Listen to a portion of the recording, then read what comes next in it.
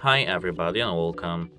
Today I have JABRA Elite 75T headphones and I'm going to show you how to personalize your ANC Active Noise Cancellation to your hearing. At first we have to open our app and then we have to click on this gear icon over here. Here we have to click on Personalize your headset and the first option is Active Noise Cancellation. Here we have to put our headphones in our ears, the right one and the left one, and now we have to click I'm ready.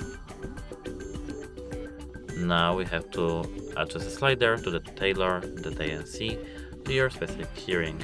The best ANC level for your hearing could be anywhere on the slider.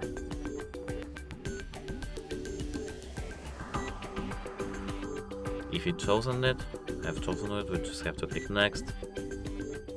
And now, if you're experiencing imbalanced ANC in the left or right ear, adjust the slider towards that side with the weakest noise suppression.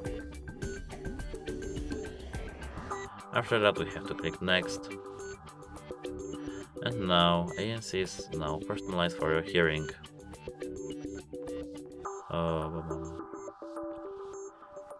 Now we have to click done, and that's it. Hope it helps you. Goodbye.